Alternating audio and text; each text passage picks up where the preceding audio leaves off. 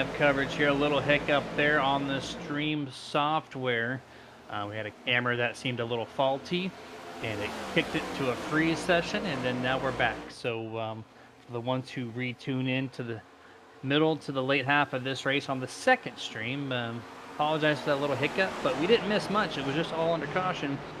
Back to green flag right when we got back to live, so that's good to know. But single filed out Jason real early here, top 10, all nose to tail, then mid-pack. They're still looking pretty racy on this restart. Sheffield on the top here, looking to get around Anthony Younes, utilizing that third groove, which he has been up there for the most part of the season. He's definitely been up there in that 54 machine, doing a great job. And I mean, all these drivers so far have really done a great job. Great battle going on for about third here. Alexander Hodge tried to go to the bottom of Harold Watkins. He slid up the racetrack, resides in the fourth spot as they come off turn 4 to hit lap 55, this time by at the line. Ryan Bean still able to hold on to the race lead. Few other drivers throughout the pack still shuffling for some positions. Anthony Ludi all the way up to the 9th spot in the 88 machine. There's John Blasity in the 15. Had a solid run at Bristol last week until it all about wasn't. He's to the inside of Andrew Little as they head down the back straightaway into 3. 3 wide at least. He took a look at it. Bob backs out of it, and John's going to try to clear number 68 of Andrew Little here, coming through the front straightaway. But Andrew gets a great launch off corner exit, going to be directly nose to nose, almost virtually tied there at the start-finish line. Heads into turn 1 and 2. We see the 99 a rough, and also Andrew utilizing that second and third groove still through 1 and 2. Get to the back straightaway here. Looks like the 38 took a look, moves back up, trying to figure out where he wants to make his pass. And you see Bob and even Jerry Kohler in the 13 going up to the fourth groove through 3 and 4. Yeah, a lot of different drivers running some different lines here as they go through the corners, trying to pick off as many spots as they can before they know it gets strung out and hard to pass within the first 20 laps of a green flag run with these new tires that they just put on pretty much. Look at Brandon Gagnon, all the way back to 5th here. You talked about Jeremy. He got mired back all the way to about the 17th position, made it up through into the top 10, and now he finds himself into the top 5. So the speed of the 83 machine is there, but look at these drivers here packed up together. Nate Campbell goes to the race lead. Ryan Bean's going to pack it in right on the right side, and they nearly made contact throwing through the center of the corner, and they almost make contact again as they head off 2, hitting the backstretch into 3. Love how Stealth Motorsports allows these drivers to do what they want with their own teammates here. That was the first green flag lead change of the night when the 45 passed Ryan Bean at the start-finish line last lap. But here comes the number 11 of Alexander Hodge from 4th to 2nd in 1 lap. Now he's going to look to the outside of Ryan Bean here. All of a sudden, this 11 has come to life. Yeah, he has come to life, and look at the momentum he's going to probably carry here down the back straightaway off turn number 2. He got into turn number 3 and 4 and went to the outside, then off the corner, did the little switcheroo, did a fake, went to the outside, wasn't able to get beside Ryan Bean, so now he's back by about 0.3 of a second here.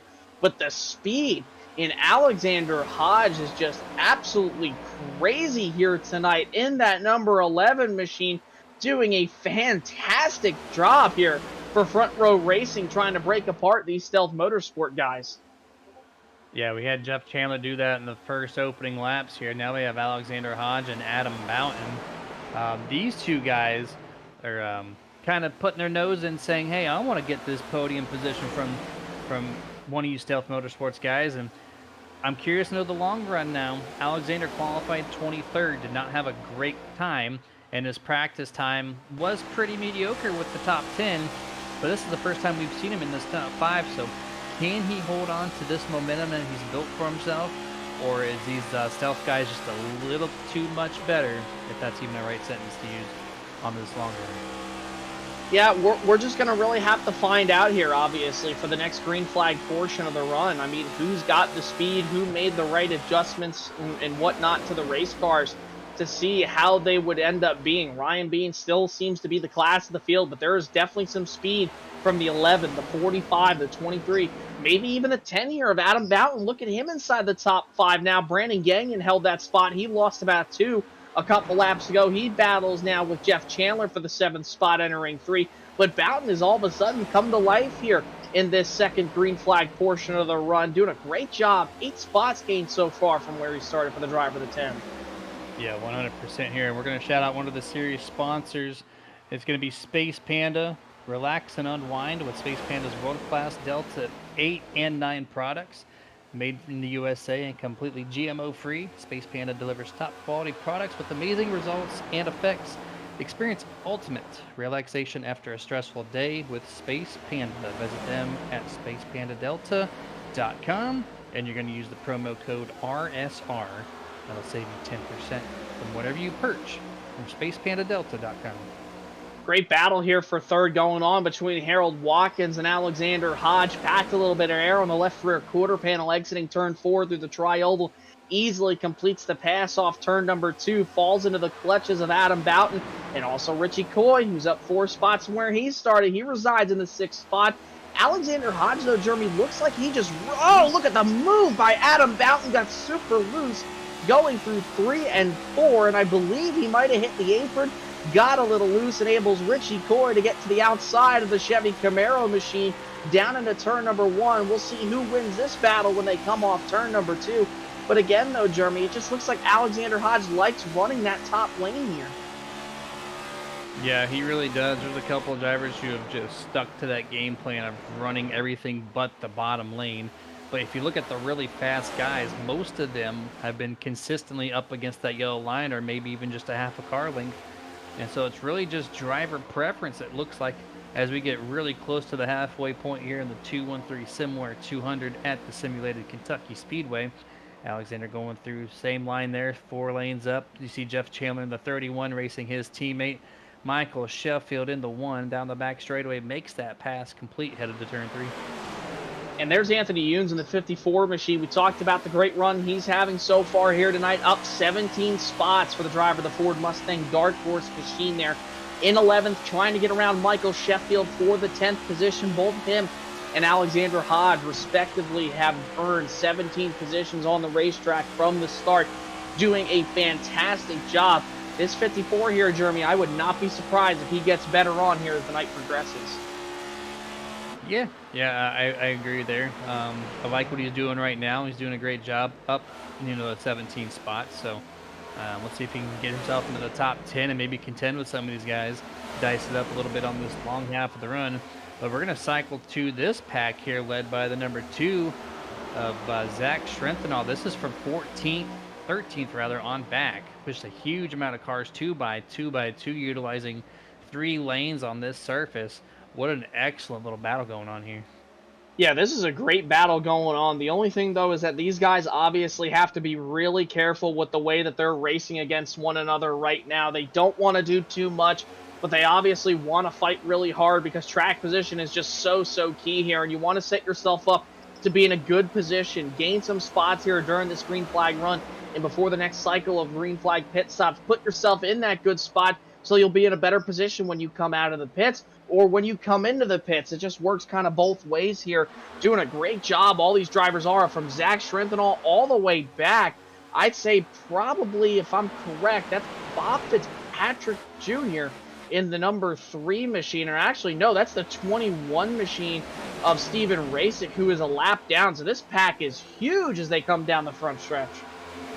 I'm loving this battle right here as we're, about 20 laps into this run, and these guys look like they have fresh tires just right off a fresh restart. Just will not let each other go. And you were talking about a little bit before the green flag cycle, Jason, that the draft is playing a factor into this, and it's keeping a lot of these cars at bay. It is a fixed setup, so I mean there is that, but at a track like Kentucky, it usually goes to the driver to excel, not just an easy track to drive around, because the long run your tires really wear out with the semi-flat corners compared to the high banks of Texas and Atlanta and Charlotte. It's a little bit flatter, so it's a little more abusive on the tires. And I'm really enjoying to see this 2 and 3 wide racing 25 laps in. Yeah, it's been absolutely fantastic. And Jeremy, you mentioned a great thing here about the banking and the transitions here, because you can almost compare this track to kind of a Texas Motor Speedway. But remember, Texas is a little bit more significantly banked through the corners. I mean, turn one, you could kind of compare it, but remember, here it's a little bit more narrow compared to Texas, whereas at Texas, you don't want to be up on that top lane. Here at Kentucky, you can kind of run the third lane, not necessarily, but then 3 and 4 is just so wide, and you can run the top, but you want to kind of arc it into the bottom as much as possible to get the drive off of Kentucky. Texas, you're just throwing it down in there here as we get a battle for the race lead shaping up. Nate Campbell, Ryan Bean going at it here as they head into turn number one. By 32 1,000ths of a second, back to the lead change. The 45 did score that lap lead on 72, but real quick, Ryan Bean said, nope, I'm going back to where I need to be and where I've been most of this race, which is P1. Since Nathan Campbell back to about 2 car lengths back, he checks up turn 3, but look at this launch he gets off of turn number 4. He's going to get a great run on his teammate once more. He's going to go to the top, utilize a little side draft, and now he might have the preferred line in 1 and 2. I genuinely think here, Jeremy, if the 45 wants to get around this 28, he has to use the bottom. I know we've seen some passes up on the top side here, but when you're going against the best car in the race so far from what we've seen here tonight, you got to utilize the best line that he's been running to your advantage. Put him in a race line that he is not too used to. He is not used to being challenged on the bottom side of the racetrack because he's pretty much been up front all night. So if I'm Nate Campbell, if I'm Harold Watkins, take his best line away. Get to the inside of him off the corners if you can. Nate Campbell closes the gap up again, entering one, not able to make a move. He'll run about half a lane up from the bottom of the racetrack compared to Ryan Bean. Still have that draft leg, but that's what he's got to do if he wants to complete the pass. Yeah, 100% here. We're going to go to the roof camera, the 19, Richie Coy, to shout out our next partner, Victory Fuel, as a load of electrolytes, absence of caffeine, and low sugar content, which makes the perfect drink to keep you hydrated and energized. Victory Fuel contains no artificial colors and is packed with daily vitamins to support your overall health. The best part, it is kid-friendly because it is caffeine-free, which makes it the perfect hydration drink for the entire family. So if you want some good electrolyte vitamin water, head yourself over to drinkvictory.com and use promo code RSR for 10% off your purchase. And with these guys here, Jeremy, being side by side and so forth and racing up here for those top 2, top 3 spots, Richie Coy and Adam Boughton are able to kind of reel them in just a little bit. So from Bean all the way back to Boughton, it's only separated by about 8 or 9 tenths of a second as they head into one this time. You see Adam Boughton looking to make the move here on Richie Coy, kind of sends him up the racetrack on corner exit. Coy had to back out of it. We talked about that outside, getting tight off turn number 2. It happened to the 19 once the 10 got to the left rear quarter panel. And just like that, Adam Boughton able to pick up 4th from Richie Coy as they head off the corner. And as these guys continue the race, we're going to take our picture-in-picture commercial break. We'll be right back here in just a few laps.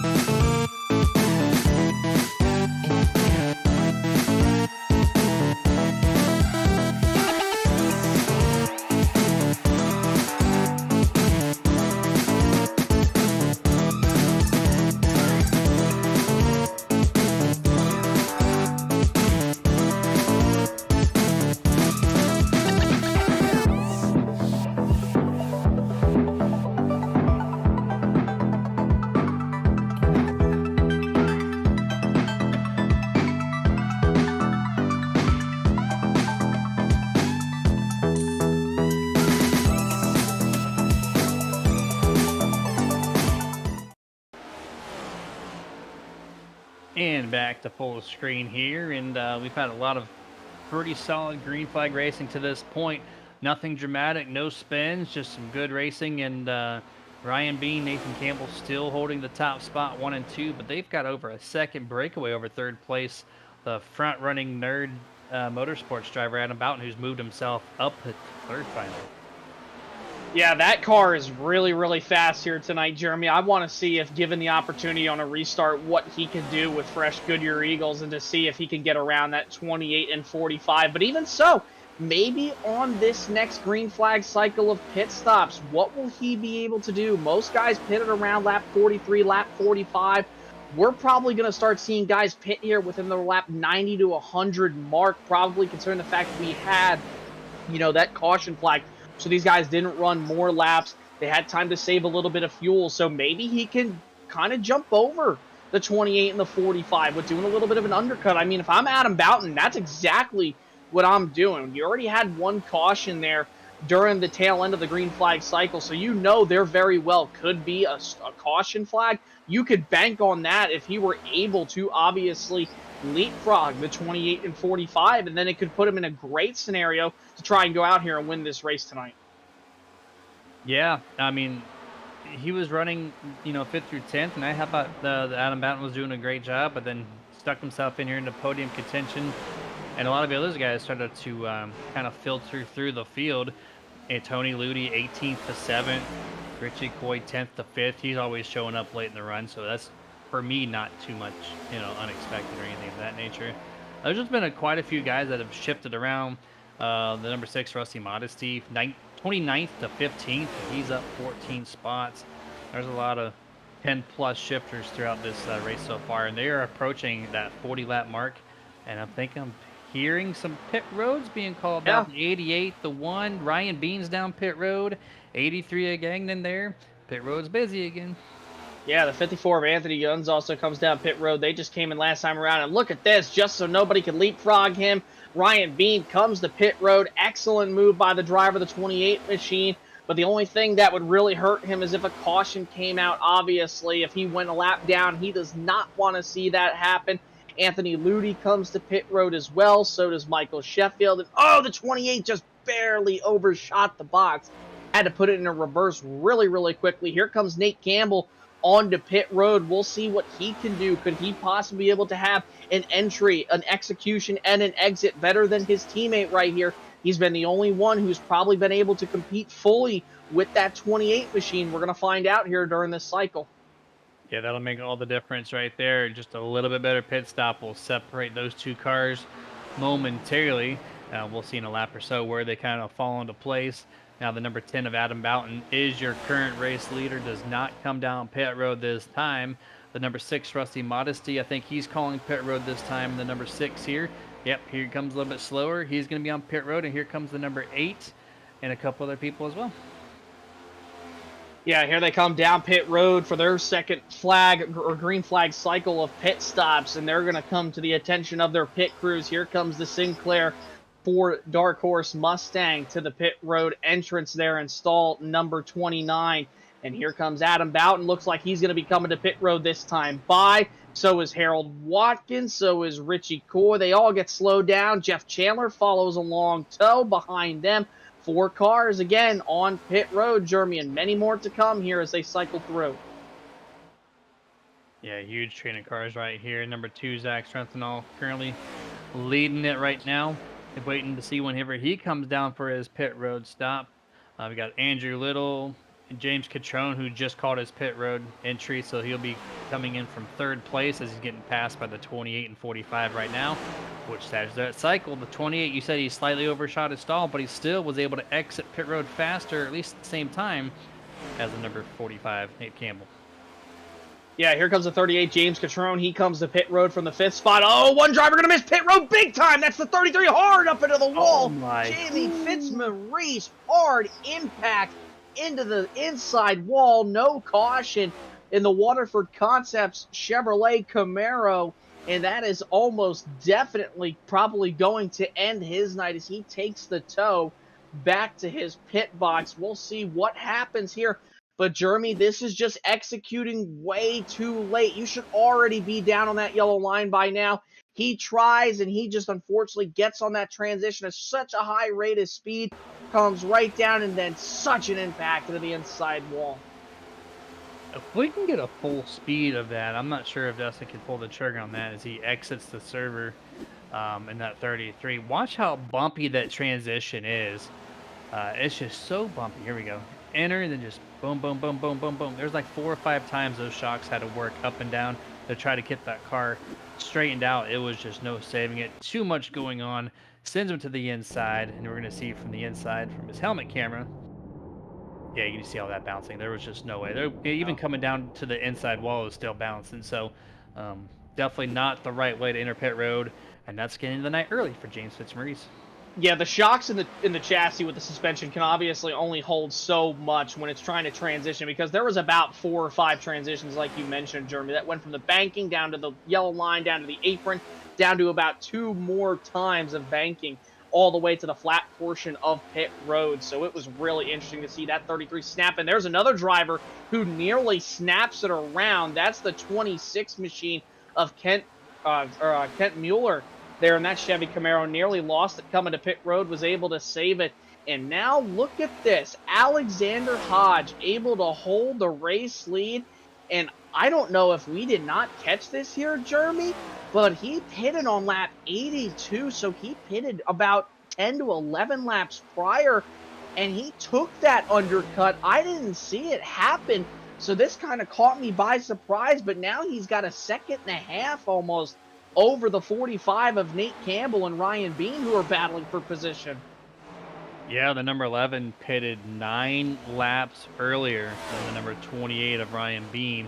So a huge undercut there from Alexander Hodge. Going to get himself some lap sled around this mile and a half Kentucky Speedway during the 2:13 Simware 200 as we're coming next lap to lap 100. Scheduled 135, so it'll be 36 to go at the line this time. But you see the gap. That is closing quick. 10 laps tire difference is huge here at Kentucky. Yeah, but the only thing that's going to save him is when the tires equalize. I can only imagine that Alexander Hodge probably knows that they're on much fresher tires than him in that number 11 machine. So the best thing for him, Jeremy, is to just save until they get there. And then once they start getting by you, just try to keep up with them, but don't push it too hard. Let them run their stuff up. Look at them battling. This is costing them a little bit of tire just by battling side by side. We talked about how Ryan Bean didn't want anybody to undercut him, so he was the first main driver to pit road besides Alexander Hodge, who took that undercut. The 45 was able to execute his pit stop better, and look at this smooth crossover from the number 45 to the inside of Hodge, entering turn number 1. He'll bring along his stealth teammate. Now they'll hold 1 and 2 as Hodge goes back to third, 4/10 back. And just like that, the number 11 back to P3, Adam Boughton there on the back half of the screen there. He is hunting to get back to third place, and he will do so here probably the next 5 laps with that tire difference between the 10 and the 11. And now race back to the race lead, side by side once more. These two teammates have been hashing it out for probably 30 or 40 laps now in the middle of this race. And they have to pit one more time. I think it's going to be really close on fuel because they pit on lap 91, then go 45 laps. Jason, that puts them right at lap 135. That tank will be dry when they get to the start-finish line for the final lap if they do elect to not pit. Jeremy, this is the thing that I'm just making my hands go back and forth like an evil villain right now. Is the fact is that that this race is now completely a strategy-filled race. If a caution comes out, it's all thrown out the window, and it's just a sprint to the checkered flag. But if this race does, in fact, go green all the way to the end, you can only imagine there is going to be a few drivers who will probably stay out and try to push the issue. We know the 11 is definitely not going to be able to make it, so he's probably hoping for a caution, but he also wants to have that opportunity to come to pit road in case anybody else obviously runs out of fuel. Maybe the 28, maybe the 45, we'll have to see, but I can almost guarantee you, about 99.9% sure, there will definitely be drivers who stay out and try to stretch this entire race. And the one other key to mention The 45 and Nate Campbell has 1 lap of fuel extra compared to his teammate Ryan Bean, so that could be the difference. 28 pitted on lap 91, 45 Nate Campbell pitted on lap 92, and here we are focusing on the number 10, Adam Boughton, who's just doing a really solid job here for Nerd Motorsports. P3 up 10 spots. He's going to go around lap car 13, Jerry Culver here, and he is approaching the 45 and 28 slowly but surely. The time difference is a little bit shorter here, a little bit shorter there. And so this 10, if he can have this long run set up for him, he might have a chance. Adam Boughton pitted 3 laps later than Ryan Bean, 2 laps later than Nate Campbell. So as of now, out of all the drivers inside the top 5, both him and Harold Watkins pitted on lap 93. So they are more than likely going to be the ones who could have enough fuel, possibly, depending on how they save. But he's also got 3 to 2 laps of, extra fresh tires. So that could very well be a factor. He's running faster than the guys up front. In fact, last time around, he was 0.2 of a second faster than Ryan Bean. Here comes Nate Campbell, who has been a blistering speed last time around, 0.4 faster than his teammate. He works to the outside, trying to get the race lead away, while Adam Boughton loves what he's seeing in his windshield here down the back straightaway. Ryan Bean able to hold off Campbell, while Boughton is just waiting in the wings for something to happen or for his opportunity to strike. And as he's doing that, the 45 and the 28 looking pretty dicey. The 20 has a little hiccup there in turn 3. And now here comes the 45 at the line. He's going to get himself another lap led as they continue to run side by side here, now through 1 and 2. And this is looking great for the number 10, who's closed in a lot because these two are side by side here. All of a sudden, we're going to have a 3-car race here in the next lap or two. And a Super ATV parts machine goes to the lead. Ryan Bean trying to hold that inside line. I thought it was going to be you had to pass him on the bottom. Nate Campbell proved me wrong. He went to the top side. He's able to complete the pass. He leads now as they hit the line this time by, with Adam Boughton continuing to close that gap. Yeah, it is down to about 4 to 5 car lengths this time on lap 109. So we're getting about 25 laps to go here in just a couple of laps. They drive it off deep into turn 3. The 10 is there. He's able to stick the bottom much better than the 45 and 28. And here we are, 2 to 3 car lengths now at the start-finish line. This could get very interesting when Ryan Bean might or might not have enough gas. Now he has to fight the 45 and the 10 for the race win. Yeah, this has become interesting. What could have been probably Nate Campbell and Ryan Bean's race to win for sure. It's a possibility of it might not even happen. Adam Boughton has closed that gap up, and he is all over the rear end of Ryan Bean this time. Entering turn number 3, he'll probably be able to get to the inside of him, possibly down the front straightaway. Loses a little bit of ground on corner exit, and Bean's able to pull away, but not by much. Boughton is still right there to pounce if the 28 does a little bit of a hiccup here. Just a few laps to go, 25 in fact, as they come off too. You mentioned Boughton has a little bit better tires. This is his time to whether he can just pass him now and set sail, or cool off the tires, wait for a little bit, and then try to make the attack. We're going to find out. He is right there on the back of Ryan Bean. This is the first time we've seen Stealth under fire here late in the going at a 1.5 mile track. Will Adam do the job? Will he complete it and knock Stealth Motorsports out from the sweep of 2024? That's what Stealth wants to do. That's what Adam Boughton does not want them to do. Alexander Hodge has made his way to pit road here at Jeremy, so he's going to try to do the undercut to make sure that number 11 Mobil 1 Toyota Camry XSE is full of fuel. He's going to elect to take his last set of Goodyear Eagles. 4 fresh good ones coming on the race car, this time on pit road for the driver, the number 11 machine. This could possibly be a race-winning strategy if all goes to play, but it's going to be a long shot for the driver, the 11, with just 23 laps to go. Ryan Bean almost up to the back bumper of his teammate once more as they head into 3. 45, 28, still nose to tail here. The 10 is playing the patience game, maybe just setting up for the really long run of this race. He has the fuel. Can he conserve the tires? He actually loses a little bit of ground there off of turn 4. Back to a 3 to 4 car length separation between Adam and Ryan Bean, but he's still tucked in right behind Nathan Campbell here through 1 and 2, currently on lap 114, 22 to go. Great battles throughout the entire racetrack. The only thing that the 45, the 28, and 10 don't want to see is a caution. You see Michael Sheffield went to the outside. Zach Schrenthal able to complete the pass. He falls back to Matt Hayden, who looks to the inside of him now. Entering turn number 3, right back behind them, you have Anthony Ludi, Brandon Gagnon waiting in the wings a few seconds back there as they come off turn number 4. The possibility is open for a caution, but they do not want to have that happen. Change for the lead up at the front of the field. Ryan Bean able to get to the front. He worked to the inside. This opens up the door for Boughton. He'll go to the inside of the racetrack. Going to be side by side with Nate Campbell as they come off 4. The 10's going to have the draft from the 28. Can the 45 hold his own by himself on the outside lane? Ryan's been really good through 1 and 2 by himself. Here he goes. He's going to clear his teammate by 2 car lengths. The 45, Nathan Campbell, gets a little tight on entry of 1. Going to get a great launch off of turn 2. Able to clear Adam on the backstretch.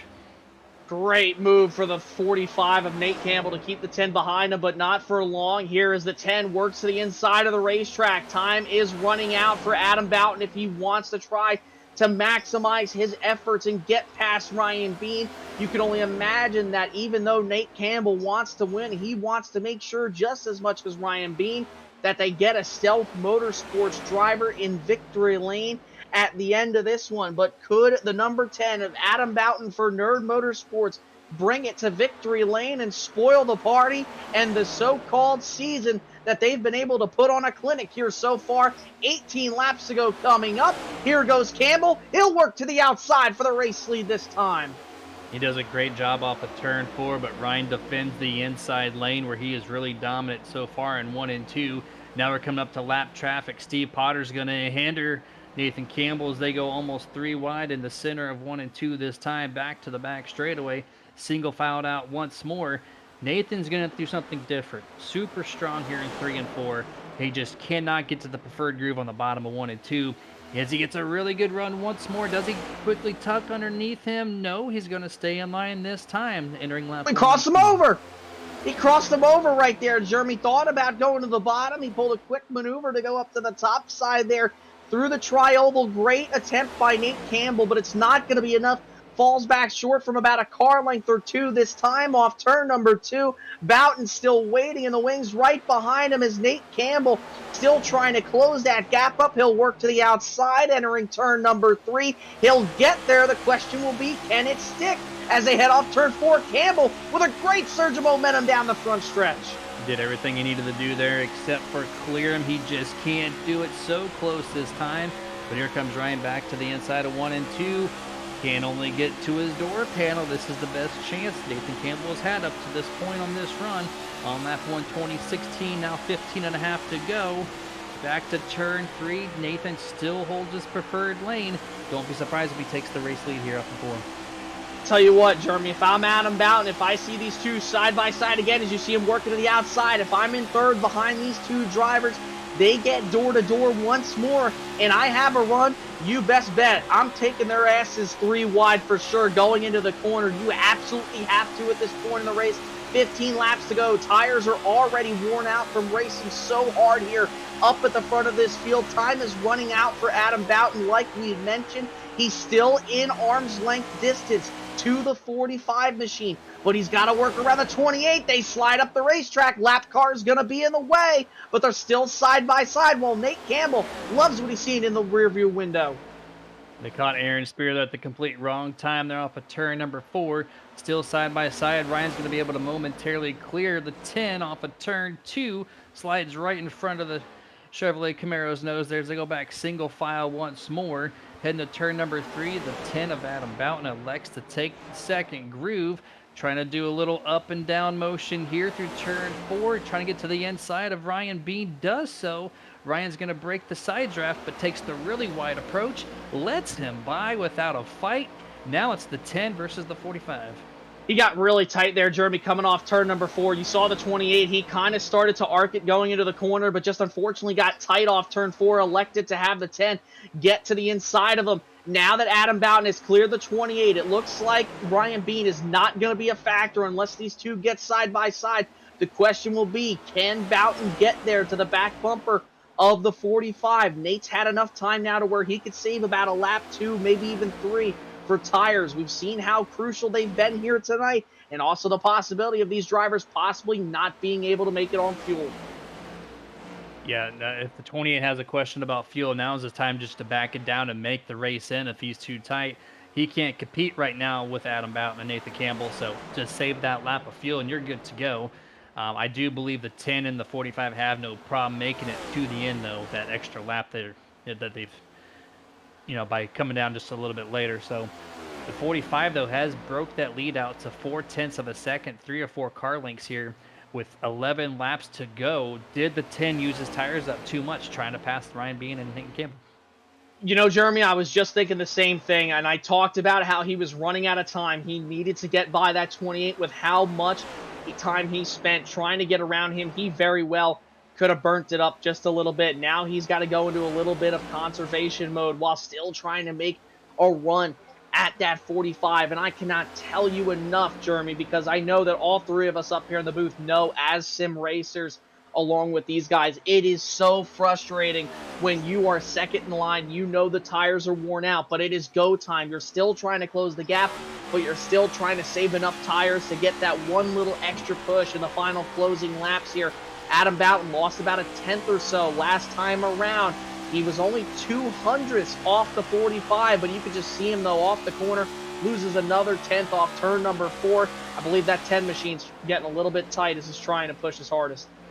Yeah, backs out another 0.2 of a second, almost 0.6 at the line there for 9 laps to go.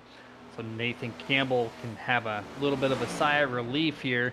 Still hit his marks, of course, but is not completely pressured as he's trying to cycle through the field. There's the number 2 of Zach Trenthal, now the 31 of Jeff Chandler, who resides in 7th place. There's Michael Sheffield, and a little decent group of cars right here on the back straightaway. Yeah, this very well could become an incident for these guys up at the front of this field. If these guys continue to race the way they do, there is always the possibility of that late race yellow that could be looming. Look at how aggressive Brandon Gagnon's getting. He thought about sticking it through the middle and going 3 wide. Almost does it again. Thought about the bottom, thought about the top. He'll stay in line right behind Andrew Little as they enter turn number 1. Anthony Ludi up at the top of the racetrack now for the top 15 spot as they head down the back straightaway entering turn 3. 7 laps to go here for the 213 Simware 200. And these guys are nose to tail here, trying to make things happen. Brandon to the inside, looking to try to make at least one more pass before this thing is completely over with. Over the number 88 here of Tony Ludi. He's going to complete the pass in 1 or 2 this time. Now Sheffield and Andrew Little go side by side through turn 2. Yeah, this is a great battle that's going on here. Andrew Little trying his hardest, up 13 spots from where he started. He is still making moves, being really fast inside the top 10. He closes up to the bumper almost of Matt Hayden in the middle of 3 and 4. Gagnon trying to follow along with him, side by side with Michael Sheffield as they hit the line this time by 5, almost 6 cars under a blanket battling here for what would be the 8th spot. Side by side now, Andrew Little and Matt Hayden in the 5 down the back straightaway. 5.5 laps remaining. The 68 is going to break the side draft, enter the corner a little bit early on the inside, and he's almost going to be able to clear Hayden. Hayden just a little too tight here in turn 4. Going to have to give it up, and here comes Brandon going to pick up this spot. Remember, he had a really strong long run car on the first green flag run, and here he is once more, passing cars left and right. Yeah, the 5 of Hayden got really tight off turn number 4, nearly slapped the wall, had to back it off. Surprised he didn't lose about 2 more spots there to Sheffield and also Bob Fitzpatrick off the corner there in turn number 4, but he did a great job recovering that race car. And now the thing for me here, Jeremy, wondering is if these guys are going to make it here on fuel. They are already almost 2 seconds of fall off, and Nate Campbell keeps dwindling between 0.5 to about 0.7 on the race leaderboard. I still don't know if these guys up at the front of this field are going to be able to make it on fuel, but it's going to be awful close here as we approach 3 to go this time. Yeah, they're definitely going to be in the single digit laps remaining. That is 100%. But how much extra? We'll have to find out here. 3 laps to go in the 213 Simware 200. So we got 5.5 miles left to go, and that 1.2 second lead between the 45 and the 10. This is all but sealing it up. Nathan Campbell very rarely makes mistakes, and I don't see him making one here as he's in cruise control for 2 more laps. Yeah, he was slower than Adam Boughton that last time around by about almost a tenth of a second, so you could definitely tell he is in fuel conservation mode, possibly just to make sure he can get a little bit more. He's just got to get around 2 more times through 1 and 2. Campbell has the race lead over Boughton by a second and 4/10. Last time around, Boughton 32.004, Campbell 31.805. It's all going to come down to this last lap, Jeremy, to see who has enough fuel. But it looks like the 45 might just have enough here as he's coming to the white flag. The way that Ryan Bean's running, I think he's going to be able to make it. He does not hit this time, so he's going to go the distance here. White flag, way to go. Presented by Elevated Sports E-Racing. And this 45 is setting sail here. 1.5 second lead. Going down the back straightaway for the final time. Nothing but fresh air around him. 1 car up front, not going to be an issue. 3 and 4. And Nathan Campbell is going to pick up the checker flag here at Kentucky. Great run for this 45 as he crosses the line here. Just enough fuel. Battled really hard with the 28 and the 10 of Adam Boughton. Great battle, Jeremy, for the race lead and also the win there in the final 20 or so laps between those 3 drivers. A lot of respect giving. And hey, the Stealth Motorsports streak still continues. 5 races strong here. Doing a great job for those guys over at Stealth. And it's still the Ryan Bean and Nate Campbell show so far here this season. And Nate Campbell, 3rd win of the season, 2 in a row for the driver of the 45, making it 3 for 5 on the season so far. Yeah, very good job there to keep the streak alive for 2024. Stealth Motorsports winning every single race so far. And that was their closest competition yet. So these guys are getting a little bit closer here and there to knocking them off the top podium position. But as Nathan Campbell does his victorious burnouts here, we're going to go over the unofficial results here for the 213 Simware 200. Nathan Campbell, P1. Adam Boughton's going to finish 2nd. Ryan Bean 3rd. Harold Watkins finishes in 4th. Richie Coy picks up a top 5. So 2 of the top 5 contenders are Nerd Motorsports creeping in there here at Kentucky. 6th place, Zach Strenthenall. 7th will be Jeff Chandler. 8th, Andrew Little. 9th, Brandon Gagnon. And Bob Fitzpatrick rounds out the top 10. Top 20, you'll have Michael Sheffield coming home in P11. You have Matt Hayden, last week's runner-up, P12. Anthony Ludi, solid run in 13th. Catrone, Carter, Blasity, Ruff. Anthony Yuns, despite having a great run, only comes home in 18th. Then you find Brian Fine there in 19th. And Alexander Hodge tried the undercut maybe to try to see what would happen. Did not work out. He finishes 1 lap down in the 20th spot. Yeah, pitted too early, had to come down for fuel, so it does put him all the way back to 20th, 21st. 77 of Aaron Spear, 22nd, Steve Potter. 23rd, Steven Rasick. 24th, Jerry Culver. 25th, Kent Mueller. 26th place will be Rusty Modesty. 27th will be James Fitzmaurice. 28th, Kevin Zabladil. 29th, Robert Fitzpatrick Sr. And Dwayne Furtick, who did not start the race, will finish last in P30. We're going to kick it over to full screen commercial break, pick up our top 3, and we'll be right back for the post-race interviews presented by Martin Sports.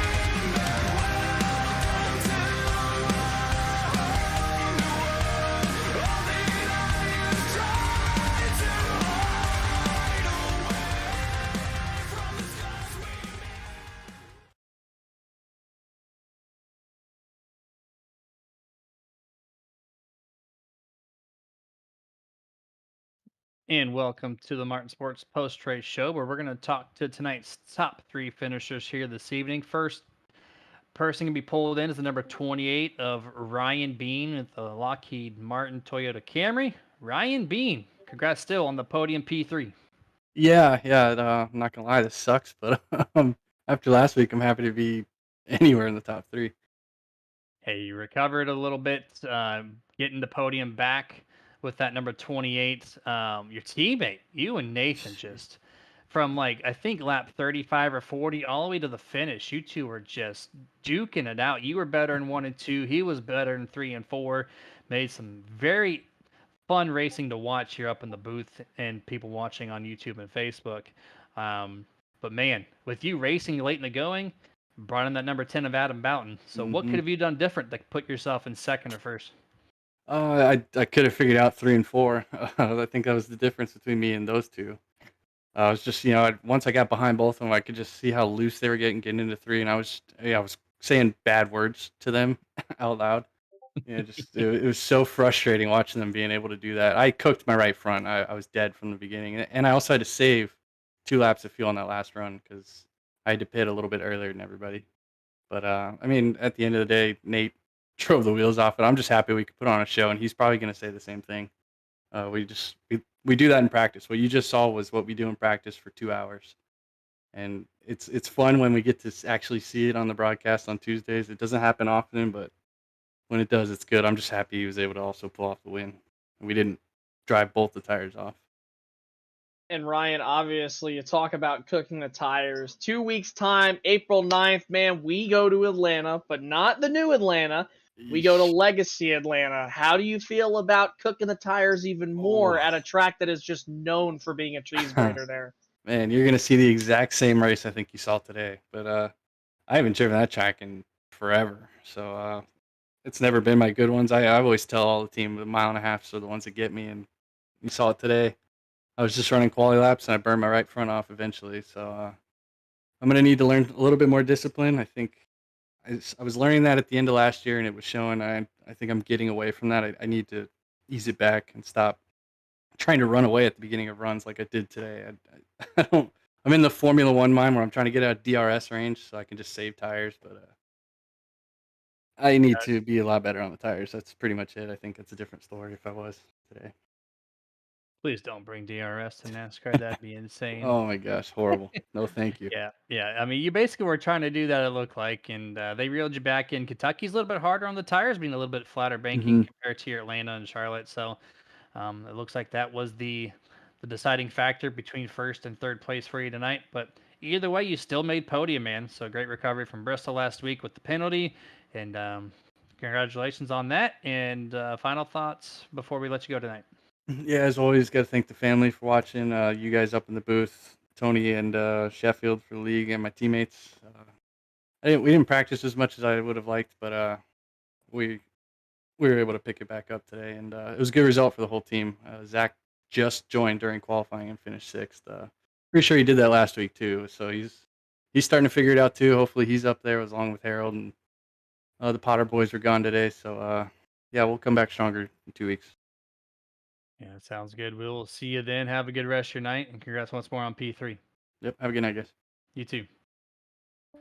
That was number 28, Ryan Bean. Not the happiest with P3, knowing that what he did was under his control and not something in the race. But, that's learning, and so he'll come back better than ever in 2 weeks. Now we're going to rotate the second place finisher, Nerd Motorsports driver Adam Boughton in the 10. Adam, congratulations on runner-up P2. Thanks. How you guys doing tonight? Hey man, we're doing excellent up here. What a race there at the end. Did not expect to see in the top three. Had some pretty competitive practice and qualifying time, and I thought maybe, but wasn't sure. Then that long run, you just came up through the field and found yourself in a really good race with the Stealth Motorsports drivers. What was the deciding factor for you on that long run to get you into P2? 2 tires on that last stop. That taking 2 tires of that last 45 laps, it loosened the car up enough, and the thing was a rocket at that point. Yeah, and obviously, Adam, you did such a great job all night long here. Really consistent, 11 spots gained from where you started, man. This is a great run for you, obviously. So far here, as we're 5 races in, man. What more do you need to do to just keep on going and try to pick up that win here this season? I just got to start to keep being a little bit more consistent, clean up a couple mistakes here and there, and just keep plugging away, and hopefully we'll get one soon. There you go with the two-tire strategy on the long run, and it paid off for you, man. Excellent call there from you to do that. Congrats on P2. And final thoughts before we let you go tonight. No, just give a shout out to you guys for doing an awesome job. Shout out to my teammates, part of the Nerd Motorsports there, with Jeff, Richie, Ludi, Michael, and Brandon there. We all had a pretty solid run tonight and came away with some good points. Absolutely, for sure, man. Have a good rest of your night. We'll catch you in 2 weeks. You guys do the same. Thank you. And that was number 10, Adam Boughton. They're in that Napa Chevrolet Camaro. Now we're going to rotate to your race winner tonight. A very familiar seat for this guy, number 45, Nate Campbell. Congratulations on the win. Thank you so much. Yeah, man. Great race between you and Ryan. Ryan was saying that finally we got to see on the broadcast side what it looks like in your 2-hour practice sessions prior to the race. A lot of side by side, a lot of good passing. Ryan, much better 1 and 2, but you had a much better 3 and 4 compared to his 1 and 2. Was that something you practiced and knew that was in your back pocket to make the victory yours tonight? Yeah, that's kind of a line that I enjoy taking in a lot of different corners. That just happened to start working tonight really well. At first, I thought I was burning the right front, but then after we all told each other tires, I realized it wasn't. So then I was like, okay, I'm going to do this every single lap.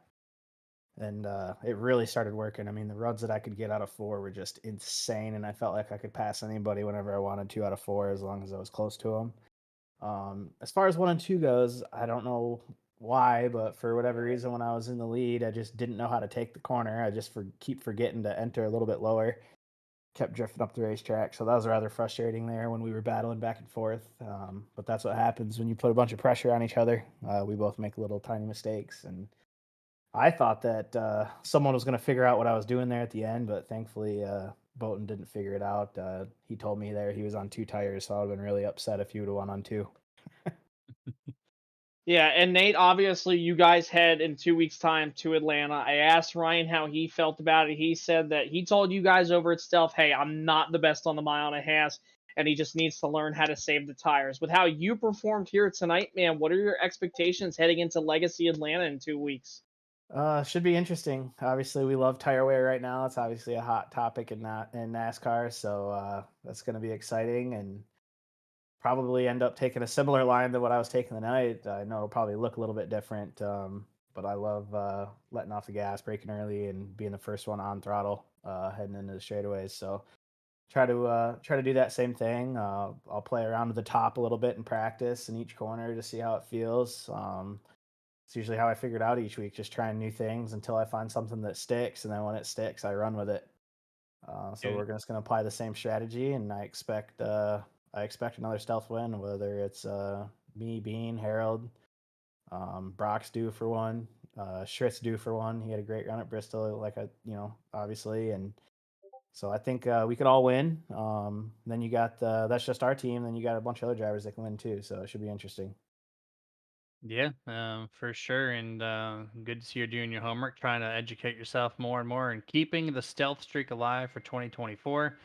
Man, congratulations on everything. Final thoughts before we let you go.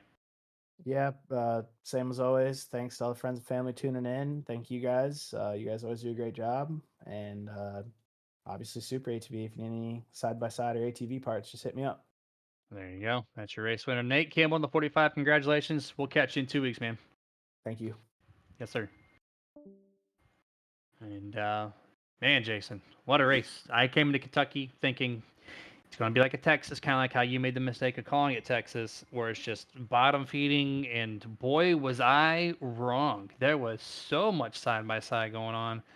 I was impressed with tonight's race. Yeah, this was kind of like your casual mile and a half race, not really too exciting with oversaturation of certain things, but also it wasn't, how do I say this? Boring, I guess you could say, because let's all face it, man. I mean, Kentucky, the reason why it was put off the track, couldn't fill the grandstands. Yes, COVID happened, but also the fact is that the racing product just wasn't all there. These next gens, man, Yeah, Kentucky is what Dustin calls it. But hey, That's what I call 'em. Kentucky's still a good track. It just goes to show you that the next gen car could still put on a fantastic race here. Now, I mean, despite the great action we saw here tonight, I am really, really intrigued to see how 2 weeks goes when we do head to Legacy Atlanta. We've never seen the next gen car, or sorry, Gen 7, because it's not really the next gen anymore. The We're Cup in car. the second year of it. The Cup car! The Cup car, Walter, the Cup car! So it's going to be really interesting to see how it is. What's the tire wear going to be like? Will drafting be involved? Can it be multiple grooves? Hell, we have no idea. Your guess is as good as ours up here in the booth. We don't know. I'm really interested to see. I think we're going to see a lot of pack racing, but I think you're going to see a lot of side-by-side action compared to what you saw here tonight. Yeah, bumpy track, stiff suspension. There's a lot of different variables that I have not seen with this next gen coming into Atlanta in a couple weeks. It's going to be amazing, but we're going to close this thing out. Appreciate all the partners that team up with us on Nerd TV, and then also for the RSR next gen side. Thanks for sticking with us so far in this year, and hopefully you see a lot more great racing to come for all of 2024. But you guys, we're going to take a little break. Easter's next week, and we're going to be off on our normal Sunday schedule. RSR naturally has an off week here next Tuesday, so we're not going to return live on Nerd TV until not this Sunday coming up, but the following Sunday. So you guys have a good weekend. Have a good Easter. Stay safe. Make sure to get your nerd on. This presentation is brought to you in part by Martin Sports. Get the apparel, look stylish, be badass with apparel from Martin Sports. martinsports.gg. iRacing iFlag. Must-have flag marshaling system for any aspiring sim racer. Get yours today at iracingiflag.com. Boomer button boxes. Total sim control at your fingertips. boomerbuttonboxes.com. If you race hard, then you need to rock hard. And no station gets you harder than iRock935.com. If you're a collector and that's your game, then Dusty Pete's, that's the name. DustyPete's.com. TWRS. Got the rig? Got the sim? Now get the speed with setups from TeamWatsonRacing.com.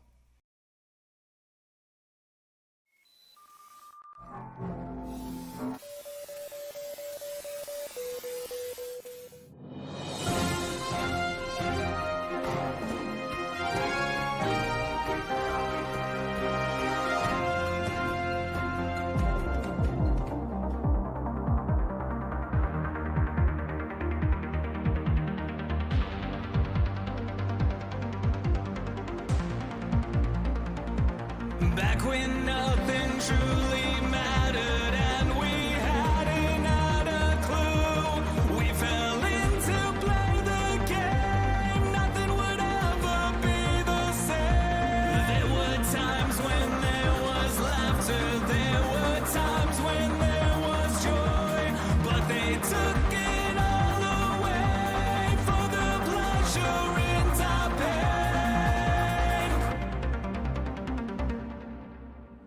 Well,